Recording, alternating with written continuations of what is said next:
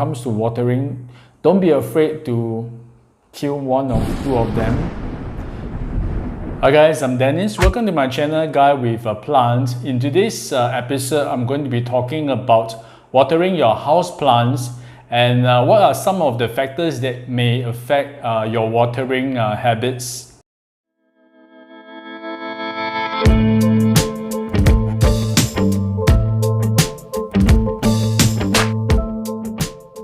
Okay, just a big disclaimer before I begin, and that is to say that this is just a set of general guidelines and not something that is set in stone. So take it with a pinch of salt and adjust accordingly, as different hobbyists have different growing conditions. So do take note and adjust to your current conditions.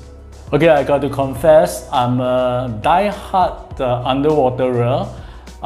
Because at the beginning of this hobby, I read a lot of horror stories about overwatering and root rot, which set me on this path of being an underwaterer when it comes to my house plants. And this is a bad habit which I need to balance out with better watering habits. So along the way, as I get to learn to know my plants and the conditions, I am becoming a slightly better plant waterer. Why do we need to water our house plants? So in order for our plants to grow, they need to make sugars, and in order to do this, there is a process called photosynthesis whereby plants make use of light, carbon dioxide and water to photosynthesize. And the function of water is to carry the nutrients from one part of the plant, mainly the roots, to other parts of the plants, maybe the leaves or the stems or the petioles, to help in this photosynthesis process. Okay, let's jump right in. What are some of the factors that may affect how you water your plants? Firstly is the species or the genus of the plants that you have. This will definitely affect how often and how much water you want to give them. For example, there are certain genus of plants which generally will prefer to dry out in between waterings. For example, your monsteras or philodendrons. On the flip side, there are actually plants which like to be on a little bit on the moist side. For example, your calatheas, marantas, they definitely do not like to dry out totally before you water them because the roots are really very fine. On the extreme side, you have plants like cacti, which definitely is very drought tolerant, and they definitely do not like to be overwatered. Then on the other spectrum are plants which are water loving, moisture loving, for example ferns and as well as peace lily. They really do not like to dry out and they will protest really quickly if you do so, if you forget a watering session, by giving you a brown or crispy leaves. Crispy leaves. Especially ferns, they need to be watered almost on a daily basis if you keep them outside. Okay, another plant which I don't have, but it is famously known for not needing to be watered at all, that frequently, not at all. I mean, you still have to water them. And that is the ZZ plant. You just need to water it every 3 to 4 weeks. Okay, another clue is to take a look at the natural habitats of these plants. So if you have plants that are grown in very hot and dry environments like succulents and cacti, then you've got to make sure you do not overwater them. And conversely, on the other hand, if you have plants which are grown in wet tropical rainforests, then make sure you do not let them dry out. Examples of these are like ferns, anthuriums and alocasias. So you notice I mentioned genus/species because sometimes within the same genus, for example philodendrons, they still have very different watering habits. Most philodendrons are epiphytic, so meaning that they have exposed roots or aerial roots which attach themselves to surfaces of trees as they climb upwards. So the roots are really exposed to a lot of water, but they also dry out very frequently in these tropical jungle settings. So for such epiphytes, they don't like to be overwatered, or rather if you water them frequently, you got to make sure that the potting media is super loose. On the other hand, there are philodendrons which are crawlers and terrestrial in nature, so meaning that as they grow along the ground, they will crawl. So for this type of philodendrons, they do need to be watered more frequently, and their potting medium needs to be kept on a slightly moist side. So for example, I have this philodendron gloriosum, which will benefit from more frequent watering. I've also heard a lot of people saying that philodendron brandtianum needs to be dried out totally before you water them, which in my experience is not really true. I think they appreciate a little bit of moisture around the roots, so I do keep them pretty moist. Of course, I don't water them daily, but maybe every 3 days with very good airy potting medium, and they really like it that way. Don't be afraid to experiment and have fun with your plants when it comes to watering. They will adjust and adapt accordingly once they lose a few leaves. The second factor when it comes to watering is the type of potting medium that you use for your plants. I think most of us will use a very loose and airy potting mix, unless you are growing plants which do not require them. So all plants being equal, if you are using something that is very dense, maybe clay or just general garden soil without any amendments, it's better to water them less frequently, because they tend to retain water very effectively. And if you water them frequently, they will just stay in the potting medium, and that is a recipe for disaster.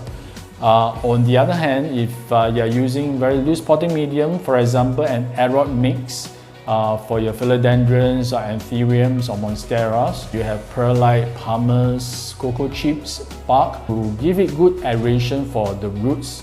So you can actually water those plants more frequently and more generously. That is a general guideline, but there are of course other factors that come into play as well.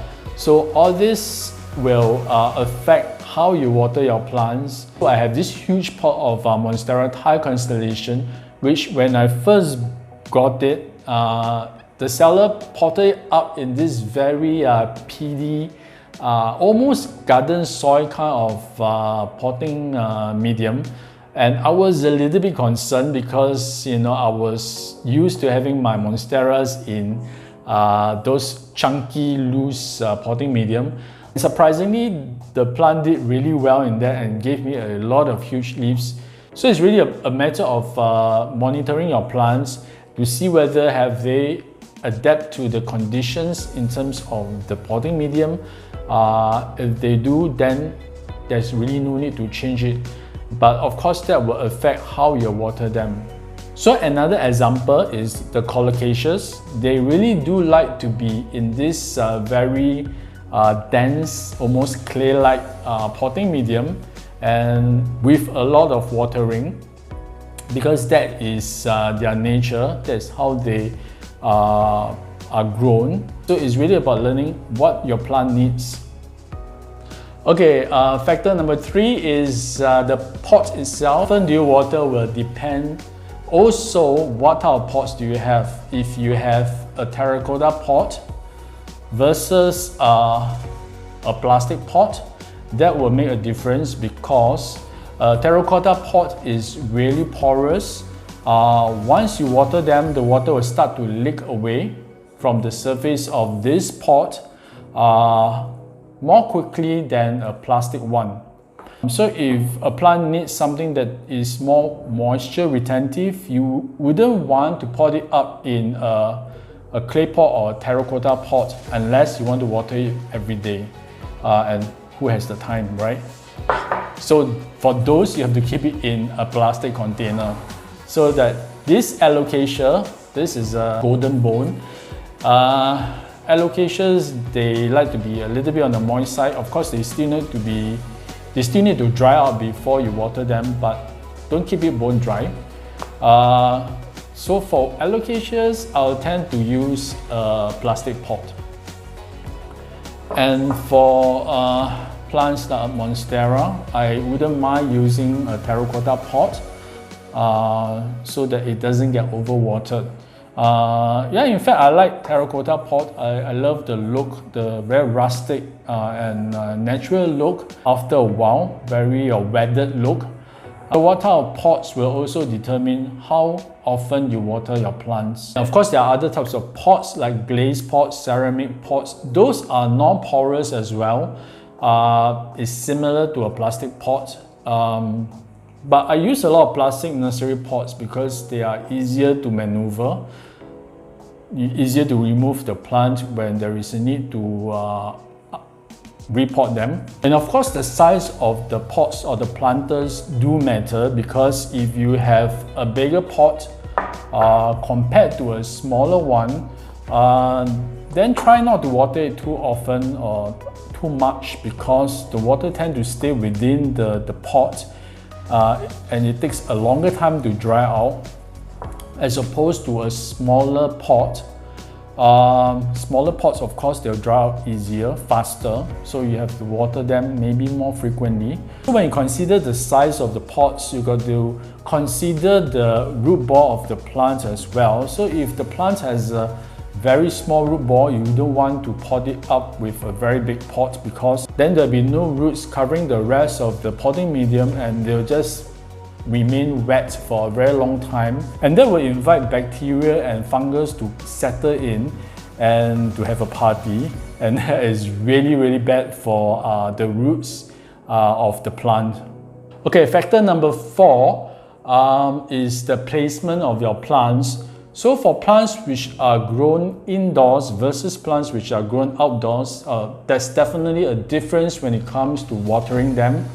I have moved out a lot of plants outside to my balcony, which is almost as good as they being outdoors, because my balcony has a very high ceiling, and when it rains, it gets all the rains, and when it's super sunny, it gets all the super bright light. So I tend to water those outside more frequently. In fact, almost every day for some of the plants. I have ferns outside, peace lily. So these are the plants which I water almost every day, compared to those which are kept indoors, which they don't experience elements like the heat, the sun, and the wind. They dry out slower, so I will be careful not to water them so frequently compared to those outdoors. Yeah, so this will definitely make a difference as well, because the wind and the heat and the sun, they actually dry out the potting medium faster, and hence you got to replenish the moisture, the water more frequently. Factor number 5, which is closely related to the placement of the plants, is the level of light that it gets. So even though plants can be kept indoors, but there are some plants which have lower level of lights compared to others. So you may be using grow lights, very intense grow lights for some of your plants, and less so for others when kept indoors. So for that, you will also need to adjust your watering accordingly. If you give it very bright light, definitely you need to water more frequently as opposed to those that are kept under lower levels of lighting. So that is a general assumption. Okay, I'm living in the tropics. I'm from Singapore, so I don't have 4 seasons. The 4 seasons that I have is either warm, hot, rainy, or thunderstorm. So it doesn't really apply in my case. For those who are living in countries where they experience the 4 seasons with winter and plants going into dormancy, you just got to take note to water them less frequently and observe them, especially if they are not growing at all. For example, some caladiums will go into dormancy during winter. So take note not to give them too much water during this period, and of course during the growing season you can step up on the watering as well as feeding when it comes to fertilizing them. So the time of the year will also have make a difference in your frequency of watering. Growing season versus the dormant periods. So for me personally, I will water more frequently during the super hot months. That is generally from February onwards till maybe early November or end of October. And from months like November, December, January are pretty rainy, pretty colder seasons, colder months. I will tend to water less frequently. Okay, so how do you water your plants? The traditional way of watering your house plants is the top down, just to give you a water once they look dry, right? Yeah, for most of the case, that should be the way. It is important that when you water, you got to make sure you water it through thoroughly until you see water coming out from the drainage hose. This is because you want to ensure that water is able to reach to all parts of the roots and they are able to absorb in the water, and not only watering certain parts of the potting medium. This will allow the roots to grow properly downwards to reach out for the water, because if you just water the top part of the potting medium, the roots will just stay there and will not be able to grow downwards and to anchor the plant properly. So this is really important. But then for some plants, how I would like to water them is very frequently but very little, every day or every 2 days. For example, my calatheas and marantas, they like to stay moist. Another method of watering is bottom watering. So how you do it is putting a tray of water underneath the pot or the planter and allowing the plant to actually take in as much water as it needs. The advantage of this is that you do not overwater the plant, and also it will avoid fungus gnats, which is very prevalent if you have very wet potting medium. Another method is of course a self-watering pot, whereby there's this reservoir of water at the base of the pot, and there are wicks that reach into the water and sucks up the water as and when the plant needs it. So this will be more regulated, and for plants which are more sensitive to very consistent watering. And after watering, make sure you do not allow water to sit in the tray for too long. Discard them so as not to cause overwatering as well. And for time of watering, I know a lot of people recommend watering it in the morning, and for a good reason, or at least water it during the daytime when it has time to take it up, to absorb it, and also to let the potting medium dry better. But I think there is no harm in watering it in the evening or even at night. I don't think there's any difference. For me, I personally also water in the morning or in the afternoons. So I also allow the plant to photosynthesize at the same time as they update the water. So how do you know when to water? There are tools to measure the moisture in the potting medium. There is this moisture meter that you can easily get online, but I don't use that. I'll just use my finger. I'll just poke it to see if it's wet at the top, or at least the top 1 inch or 2 inches. If it's dry, I'll water the plant. If you're squeamish about using your fingers, you can use a stick or disposable chopsticks. Just stick it into the potting medium, leave it for a while, and then take it out. If the soil is sticking to the stick, or you can see there's moisture around the stick, then you know it's still very wet at the bottom of the pot. Then you can consider to water it again maybe 2 days later. It's really trial and error. Lindanii or the Rhaphidophora tetrasperma, you don't have to worry about when to water them, because they will tell you. The leaves will start to droop, and that is typically after 7 days. and then you know it's time to give them a water. I really love expressive plants like that. If you overwater them or you underwater them, they will tell you by turning yellow or giving these yellow tips or these brown tips with these yellow edges. That is a sign of overwatering. Or very crispy brown edges, and that's signs of underwatering. So adjust accordingly. The genus of plants that I have challenges with is from the family of Calathea or Maranthus, because I can never get it right as to when to water them. So that is something which I am still learning. Recently, I realized that giving it a little bit of little amounts of water more frequently is better than drowning them once a week. Okay, thank you for watching this episode. I hope you have found this episode useful. And if you do consider subscribing to my channel. It doesn't cost you a cent. Yeah, and I shall see you again in my next episode. Meanwhile, take care and remember to show your plants some love.